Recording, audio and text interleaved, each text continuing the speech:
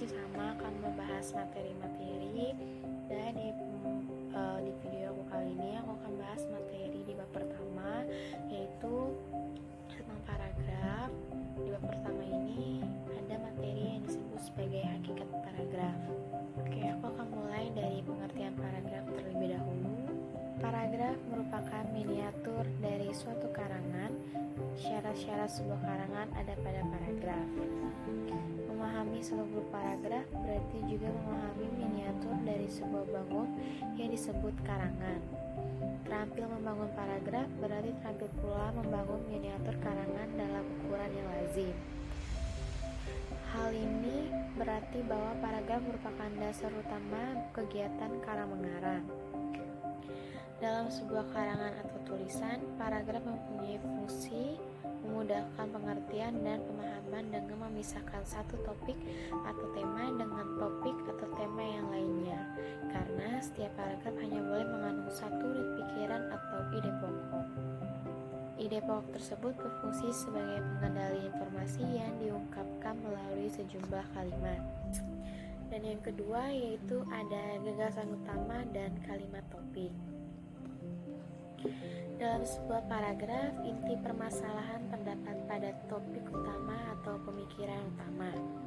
Semua pembicaraan dalam paragraf terpusat pada pikiran utama.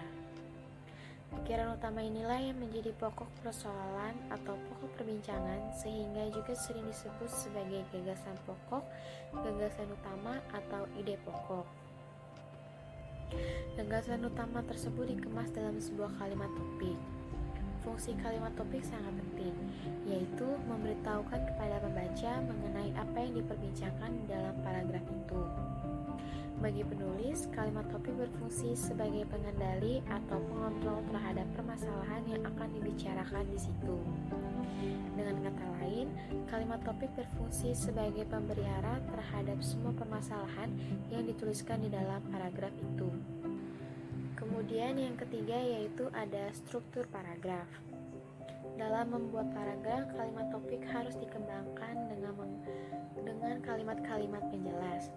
Kalimat-kalimat penjelas itu tersebut berfungsi untuk menjelaskan atau mengembangkan kalimat topik. Kalimat-kalimat semacam itu lazim disebut kalimat pengembang. Dalam paragraf, tingkat keeratan hubungan antar kalimat-kalimat pengembang dan kalimat topik berbeda-beda. Ada kalimat-kalimat pengembang yang langsung menjelaskan kalimat topiknya. Namun, ada pula kalimat-kalimat pengembang yang tidak secara langsung menjelaskan kalimat topiknya. Kalimat yang langsung menjelaskan kalimat topiknya disebut kalimat pengembang langsung atau kalimat pengembang mayor, sedangkan kalimat yang secara tidak langsung menjelaskan kalimat topiknya disebut kalimat pengembang tak langsung atau kalimat pengembang minor.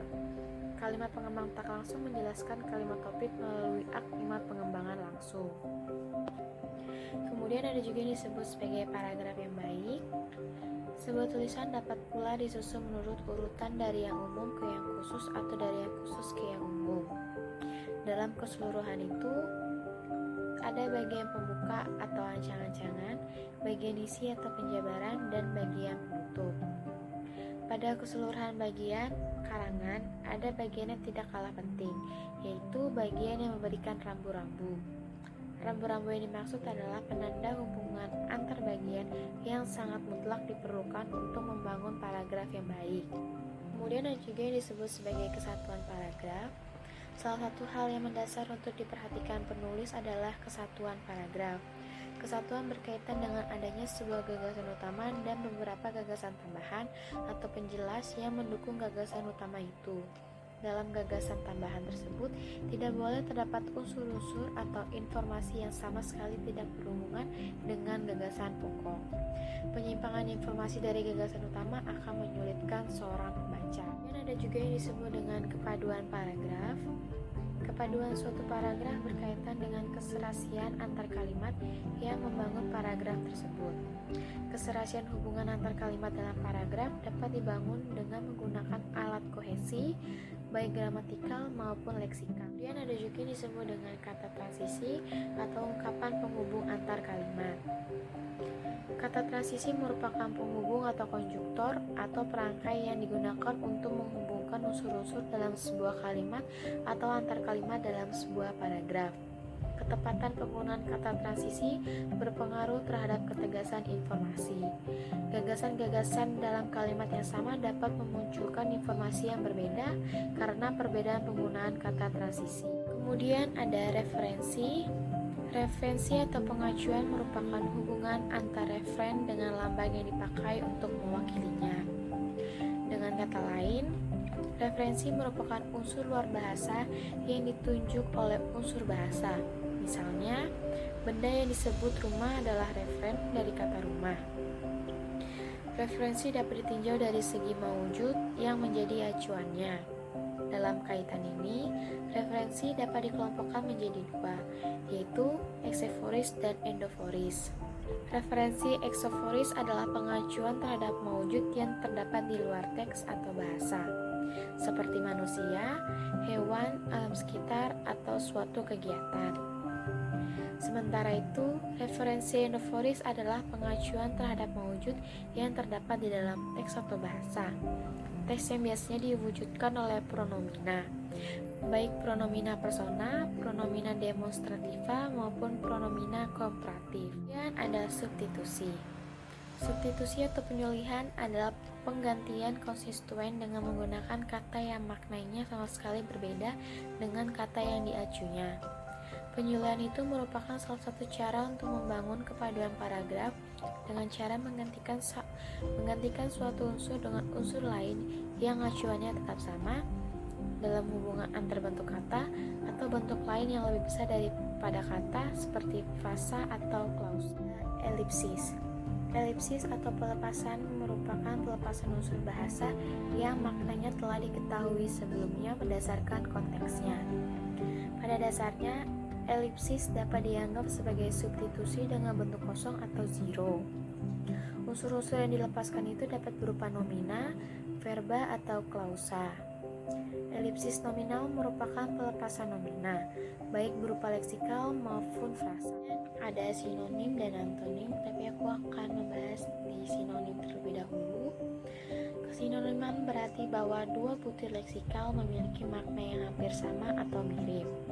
Sinonim dapat juga dikatakan sebagai ungkapan baik berupa kata, frasa maupun kalimat yang maknanya kurang lebih sama dengan makna ungkapan lain. Jika suatu kata yang bersinonim tidak mempunyai makna yang persis atau sama, kesamanya terletak pada kandungan informasinya. Kesinoniman ini dapat menjadi sarana membangun paragraf yang baik.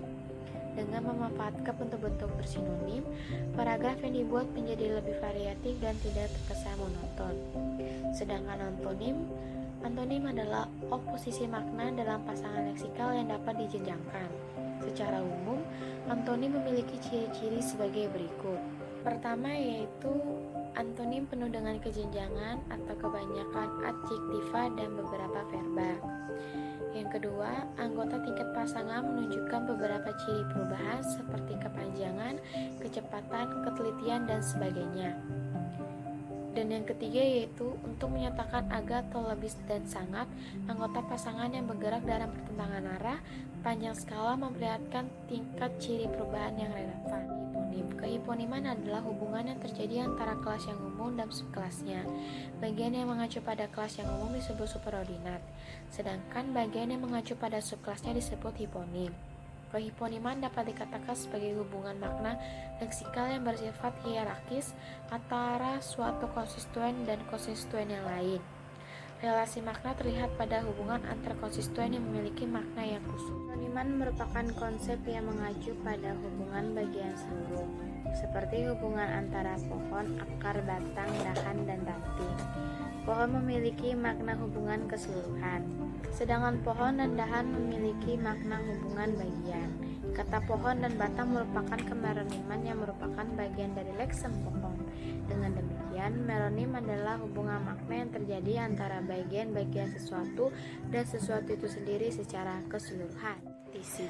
Perulangan adalah penyebutan kembali suatu unit leksikal yang sama yang telah disebut sebelumnya.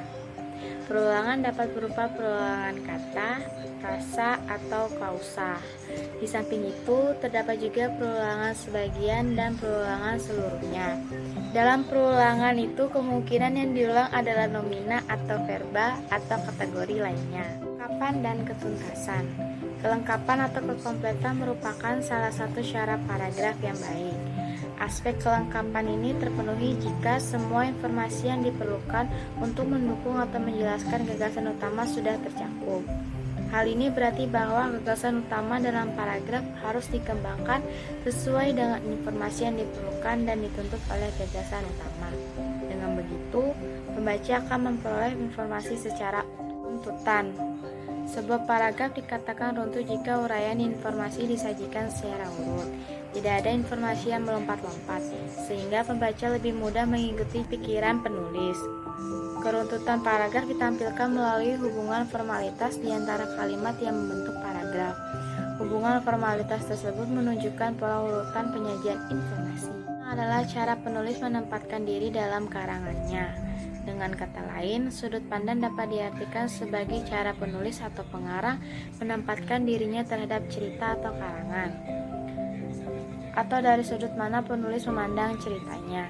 Sudut pandang ini dalam suatu karangan bisa berupa perspektif yang hendaknya dibangun penulis.